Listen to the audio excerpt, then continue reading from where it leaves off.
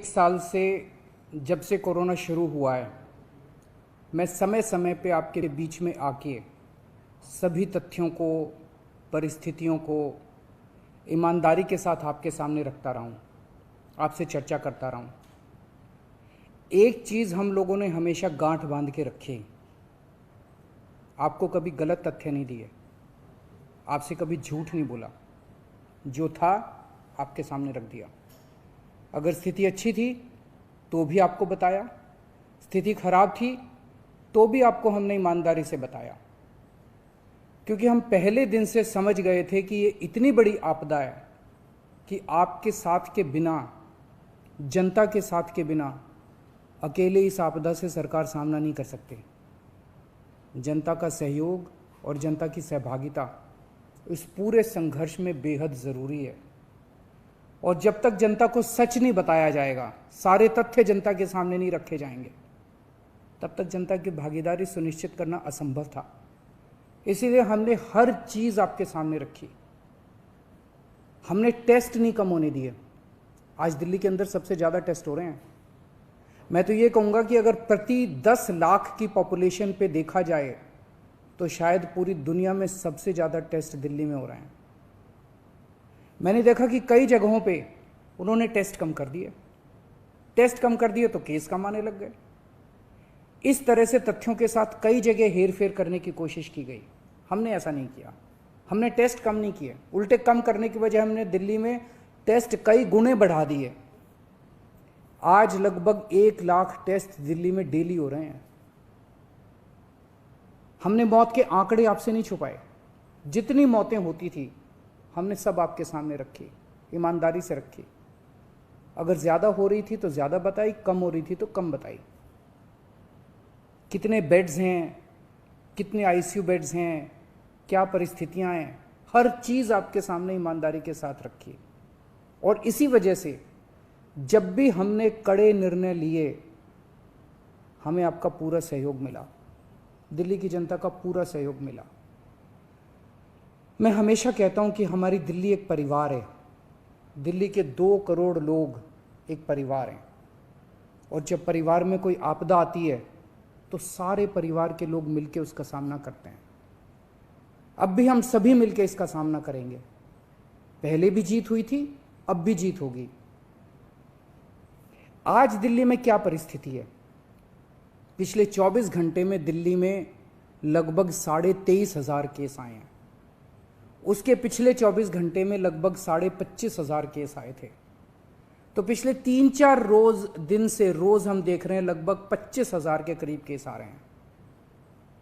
Positivity बहुत ज़्यादा बढ़ गई है, संक्रमण दर बहुत ज़्यादा बढ़ गई है। दिल्ली के अंदर अस्पतालों में उपलब्ध बेड्स की भारी कमी हो रही है। डेली 25-25 हज़ार अगर पेशेंट्स आएंगे तो कोई भी व्यवस्था चरमरा सकती है। दिल्ली के अंदर बेड्स की भारी कमी हो रही है। आईसीयू बेड्स दिल्ली में लगभग ख़त्म हो गए हैं। आज सुबह मैं ऐप पे देख रहा था, 100 से भी कम आईसीयू बेड्स दिल्ली में बचे हैं। ऑक्सीजन की भारी कमी हो रही है। कल हमने सेंट्रल गवर्नमेंट को भी लिखा है, उनसे बातचीत चल रही है। परसों रात को एक हादसा होते होते बचा। एक प्राइवेट हॉस्पिटल ने हमें बताया कि परसों रात को 3 बजे के करीब उनके अस्पताल की ऑक्सीजन लगभग ख़त्म हो गई। वो बोले, जी हम तो बहुत बुरी तरह से डर गए, बहुत बड़ा हादसा हो सकता था। इधर उधर हाथ पैर मार के किसी तरह से उन्होंने कहीं से ऑक्सीजन का इंतजाम किया। दवाइयों की कमी हो रही है, रेमडेसिविर दवाई की खासकर काफ़ी कमी हो रही है। ये सारे तथ्य मैंने आपको डराने के लिए नहीं बताए, ये सारी परिस्थिति है। और इन परिस्थितियों में हमें अब अगला कदम क्या उठाना है, इस पे चर्चा करने के लिए मैंने आपको ये परिस्थिति बताई है।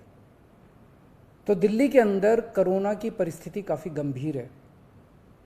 अभी तक हमने दिल्ली के अंदर हेल्थ सिस्टम को बड़े अच्छे तरीके से मैनेज किया। दिल्ली में 4थी वेव आई है। पहली वेव पिछले साल जून में आई थी, जिसमें 4,500 के करीब केस आए थे। दूसरी वेव आई फिर सितंबर में, फिर तीसरी वेव आई जिसमें 8,500 के करीब केस आए थे। दुनिया के कई शहर ऐसे हैं, बड़े बड़े देशों के, विकसित देशों के शहर, जहां 6,000 केस आए तो उनका पूरा हेल्थ सिस्टम चरमरा गया, कोलैप्स कर गया। दिल्ली में 8,500 केस आए पिछली बार तीसरी वेव में, तब भी हमारा सिस्टम कोलैप्स नहीं किया, उल्टे हमने और ज़्यादा अपनी तैयारियां शुरू कर दी। आज 25,000 केस आए हैं। अब दिल्ली का हेल्थ सिस्टम अपनी सीमा तक पहुंच गया है। हमारा हेल्थ सिस्टम अब बहुत ज़्यादा तनाव में है। मैं ये नहीं कहूँगा कि हमारा हेल्थ सिस्टम अभी कोलैप्स किया है, लेकिन आज हमारा हेल्थ सिस्टम बहुत ज़्यादा तनाव में है।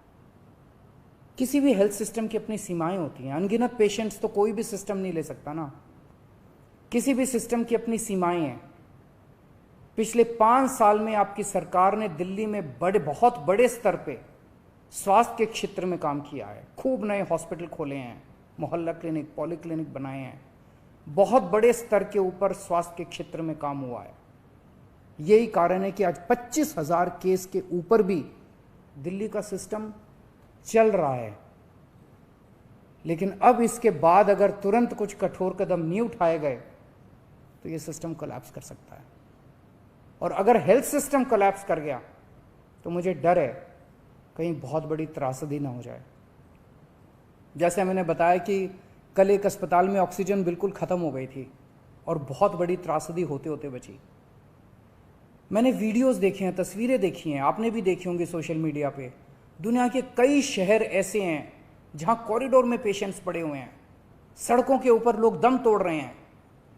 अभी तक हमने दिल्ली को उस किस्म की त्रासदी से बचाया है, वैसा नहीं होने दिया। आज सुबह 11 बजे मेरी और एलजी साहब की मीटिंग हुई और इन सारे पहलुओं के ऊपर, सारी परिस्थिति के ऊपर काफ़ी विस्तार से बातचीत हुई। और उस बातचीत के बाद हमें ये लगा कि दिल्ली का हेल्थ सिस्टम बड़ी मात्रा में और अधिक पेशेंट्स अब लेने में असमर्थ है।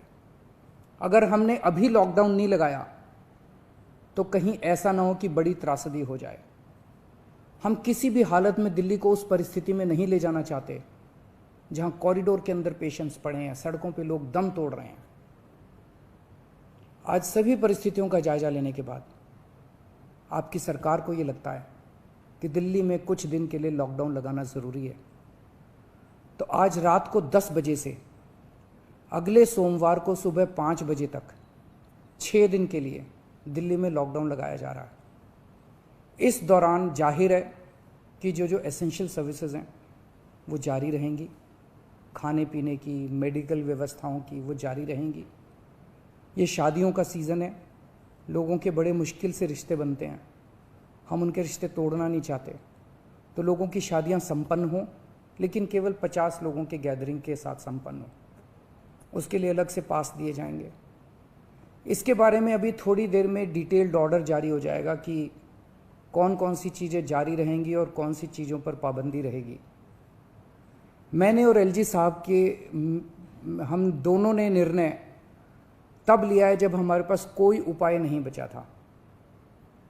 हमारे लिए निर्णय लेना आसान नहीं था, क्योंकि मैं समझ सकता हूं कि लॉकडाउन के दौरान किस तरह से लोगों के रोज़गार ख़त्म हो जाते हैं, लोगों की कमाई ख़त्म हो जाती है, और ख़ासकर सबसे गरीब तबके के लिए तो ये बेहद मुश्किल होता है। जो दिहाड़ी करके रोज़ कमाते हैं उनके लिए तो बेहद मुश्किल हो जाता है।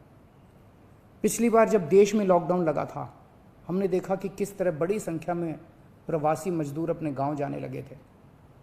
उनसे मैं ख़ास तौर से हाथ जोड़ के अपील करना चाहता हूँ, ये छोटा सा लॉकडाउन है, 6 दिन का, दिल्ली छोड़ के मत जाइएगा। आपके आने जाने में इतना समय खराब हो जाएगा, इतना पैसा खराब हो जाएगा, इतनी ऊर्जा खराब होती है। दिल्ली में रहिए। मुझे उम्मीद है कि ये छोटा लॉकडाउन है और छोटा ही रहेगा। मुझे पूरी उम्मीद है कि शायद बढ़ाने की ज़रूरत ना पड़े। आप दिल्ली में रहिए। यकीन मानिए, हम पूरी ईमानदारी के साथ सब मिल के लड़ेंगे तो जल्दी इस मुसीबत से छुटकारा पाएंगे। मैं आपको यकीन दिलाता हूँ, सरकार आपका पूरा ख्याल रखेगी। मैं हूँ ना, मुझ पे भरोसा रखिए। मेरी दिल्ली के सभी नागरिकों से अपील है कि ये निर्णय हमने बहुत मुश्किल से लिया है। आप सब लोग जानते हैं कि मैं लॉकडाउन के सख्त खिलाफ रहा हूँ। हमेशा से मैंने लॉकडाउन का विरोध किया है। मेरा ये मानना है कि लॉकडाउन से कोरोना ख़त्म नहीं होता, लॉकडाउन से कोरोना की स्पीड कम हो जाती है। मेरा हमेशा ये मानना है कि अगर किसी भी शहर या राज्य की स्वास्थ्य व्यवस्था अपनी सीमा तक पहुंच जाए तो लॉकडाउन लगाना जरूरी हो जाता है, ताकि पेशेंट्स का नंबर कम हो जाए, ताकि हेल्थ सिस्टम को और दुरुस्त किया जा सके। ये जो 6 दिन का लॉकडाउन हम लगा रहे हैं, ये जो 6 दिन हम ले रहे हैं आपसे, इन 6 दिनों के अंदर हम बहुत बड़े स्तर के ऊपर और दिल्ली में बेड्स की व्यवस्था करेंगे। केंद्र से हम मदद मांग रहे हैं, उनसे लगातार संपर्क में हैं। केंद्र सरकार हमारी मदद भी कर रही है, उसके लिए हम केंद्र सरकार के शुक्रगुजार हैं। उनसे ऑक्सीजन की व्यवस्था करेंगे, दवाइयों की व्यवस्था करेंगे। इस लॉकडाउन के समय को हम इन सब चीज़ों के लिए इस्तेमाल करेंगे। मेरी अब सब लोगों से गुजारिश है कि लॉकडाउन का पूरी तरह से पालन करें, घर से बाहर इस दौरान ना निकलें। पहले भी हमने कई कठिन निर्णय लिए और आपने मेरा पूरा साथ दिया। मुझे पूरी उम्मीद है आज भी आप मेरा साथ देंगे। हम मिलके इसका मुकाबला करेंगे और ज़रूर जीतेंगे। नमस्कार।